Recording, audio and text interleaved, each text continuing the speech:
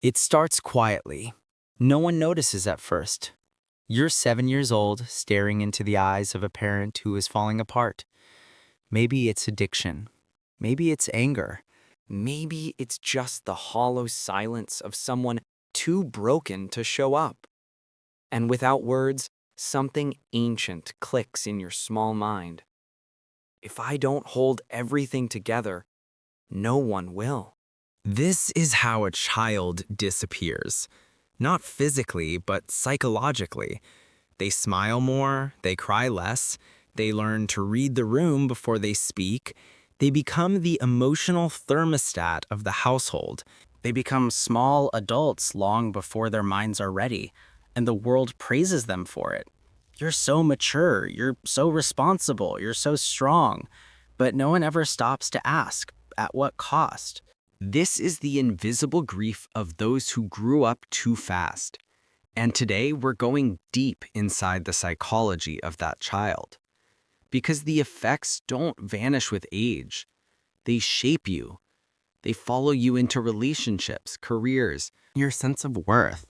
And if you don't understand what happened, you'll spend your adult life repeating the survival patterns that once saved you but are now slowly killing you. Let's start with what's really happening, developmentally. When children are forced to emotionally support adults instead of the other way around, psychologists call this parentification. It's when a child becomes the caregiver, the peacekeeper, the therapist, the protector.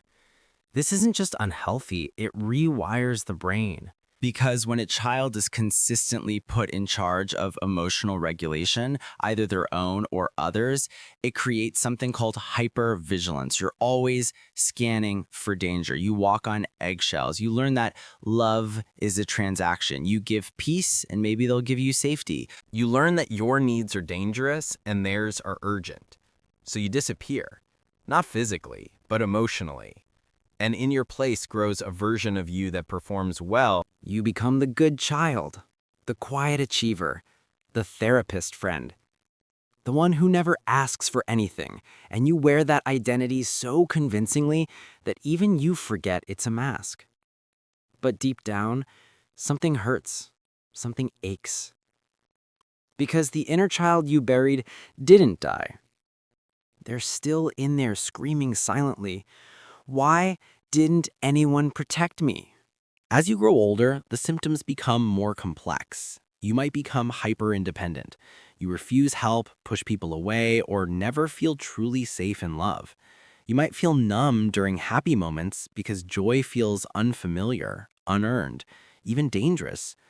You might struggle to rest because productivity is the only way you've ever felt worthy. And worst of all, you might not even realize you're still stuck in survival mode. Because when dysfunction is normalized early, your nervous system accepts chaos as baseline. Stillness feels wrong, peace feels suspicious, love feels like a debt you'll have to repay. This is the psychology of a child forced to grow up too fast. It's not just sadness. It's a complex trauma that reshapes how you view the world and, more importantly, yourself. Now, you may ask, why would any child willingly take on that role? Because children will do anything for attachment. Even abandon themselves. The choice is never conscious, it's biological. In the absence of safety, the child sacrifices authenticity for belonging. That's not weakness, that's intelligence, that's instinct. But the tragedy is this: what saved you then imprisons you now. So many of us are walking around as high-functioning adults, with deeply neglected inner children pulling the strings. We overachieve to earn love. We stay silent to avoid abandonment. We take care of everyone, but secretly wish someone would just ask if we're okay. And that fantasy, that someone will notice you're not as strong as you pretend to be, that maybe, just maybe, you'll finally get to fall apart and be held. Other people had it worse. I turned out fine. But fine is a mask too, and deep down you know it. So what happens to that child? When they grow up, they become adults who never feel safe, even in calm rooms. They become lovers who can't trust softness. They become givers who can't receive.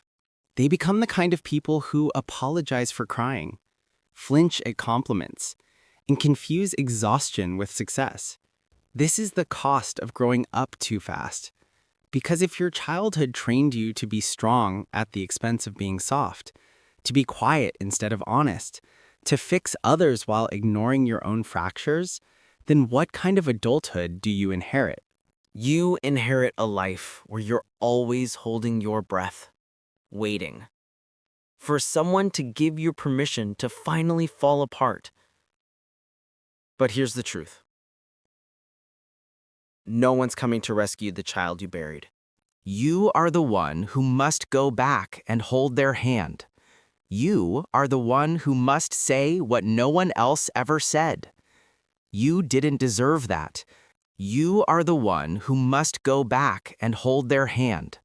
You are the one who must say what no one else ever said. You didn't deserve that. You were just a child. You get to rest now. This is the beginning of shadow work.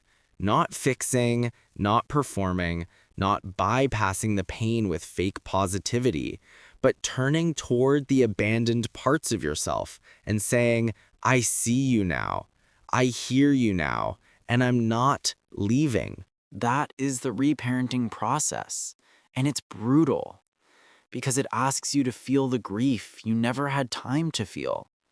It asks you to sit with the rage, the sorrow, the unmet needs, to weep for the birthdays where no one showed up, to mourn the innocence you lost while protecting people who should have protected you. But that grief, it's not weakness. It's proof that you're healing, because what was once frozen is finally falling. Now, let's talk about how this survival pattern shows up in adulthood. Subtly, tragically, and often invisibly. You might become a therapist in all your friendships, but never let anyone truly see you. You might be praised for your independence when deep down you're terrified of being a burden. You might be in relationships where you overfunction, Always fixing, managing, over-explaining, and wondering why you feel resentful. You might struggle with boundaries because saying no still feels like a betrayal. These are not personality traits. They are coping strategies, learned, conditioned, and, the good news, unlearnable. But only when you stop idolizing your strength and start honoring your wounds. one of the most powerful things you can do is ask your inner child, what did I need back then that I never got? You may hear answers like, I needed someone to tell me it wasn't my fault. I needed someone to ask how I was doing. I needed to play, rest, laugh without fear. And slowly, very slowly, you begin to give those things to yourself. Not to fix your past, but to stop reliving it. This is how you stop seeking parents in your partners. This is how you stop mistaking anxiety for intuition. This is how you stop running from the child you were and the self you're becoming. Carl Jung once said, there is no coming to consciousness without pain. People will do anything, no matter how absurd, to avoid facing their own soul. But shadow work demands that we face it, all of it. The neglected, the ashamed, the scared, the angry. Because healing isn't about becoming someone new. It's about remembering who you were before the world told you who to be. So if you're someone who grew up too fast, know this. Your maturity was never the problem. The problem was that you had no choice, but now you do. You can choose softness. You can choose to rest. You can choose to stop managing everyone else's emotions and start honoring your own. And no, it won't happen overnight. There will be days you feel like a child again. Good, that's the point. Let that child come home. Let them cry. Let them play. Let them finally be seen. Because you're not broken. You're becoming whole. And maybe for the first time, you're finally growing up the right way. Not through pressure, not through fear, but through truth. You never had a childhood, but you still have a future. And this time, You get to write it.